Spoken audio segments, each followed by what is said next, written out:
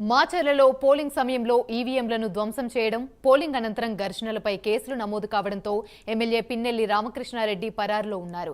పిన్నెల్లి అతని బ్రదర్స్ ను పట్టుకునేందుకు ఏపీ పోలీసులు వేట కొనసాగుతూనే ఉంది. ఈవీఎంను ధ్వంసం చేసిన కేసులో కేంద్ర ఎన్నికల కమిషన్ నుంచి ఆదేశాలు రావడంతో అరెస్టు చేయడానికి పోలీసులు గాలిస్తున్నారు.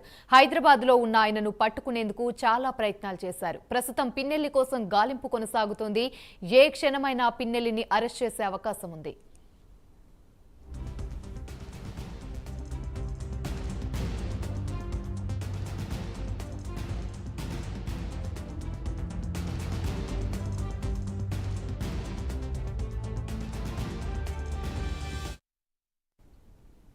పిన్నెల్లి అరెస్టు విషయంలో ఉదయం నుంచి అనేక కీలక పరిణామాలు చోటు చేసుకున్నాయి.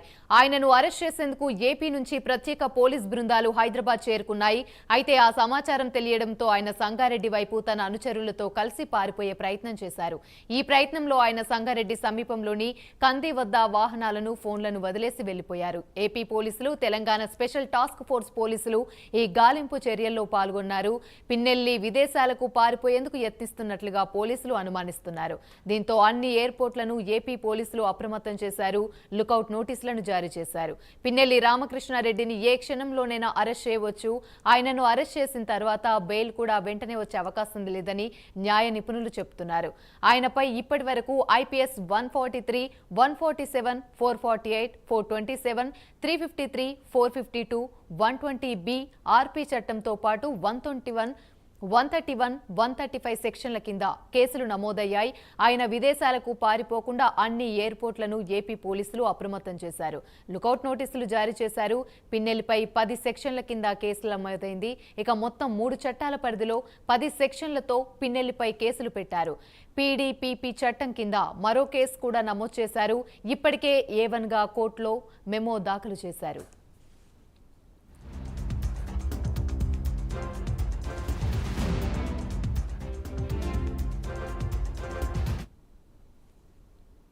ఇక మాచర్లలో జరిగిన ఈవీఎం ధ్వంసం కేసులో ఎమ్మెల్యే పిన్నెల్లిని అరెస్ట్ చేసేందుకు పోలీస్ బృందాలు గాలిస్తున్నాయని ఏపీ సీఈఓ ముఖేష్ కుమార్ మీనా తెలిపారు.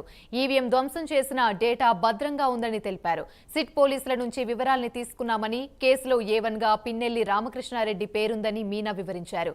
10 సెక్షన్ల కింద మెమో ఫైల్ చేసినట్లుగా తెలిపారు. నిన్నటి నుంచి పిన్నెల్లిని అరెస్ట్ చేసేందుకు ప్రయత్నిస్తున్నామని ముఖేష్ కుమార్ మీనా తెలిపారు. పోలింగ్ రోజు మనకు 9 పోలింగ్ స్టేషన్స్లో టోటల్గా మొత్తం రాష్ట్రంలో ఈవీఎం డ్యామేజ్ చేయడం జరిగింది.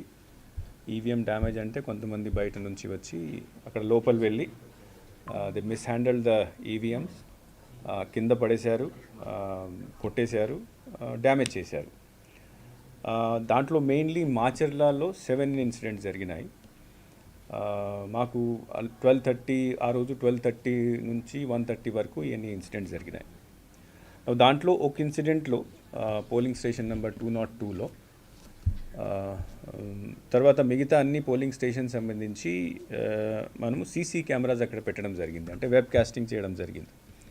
ఈ వెబ్ కాస్టింగ్ యాక్చువల్లీ దీనికి మెయిన్ ఉద్దేశం అంటే అక్కడ జరుగుతున్న ఇఫ్ ఎనీథింగ్ ఈజ్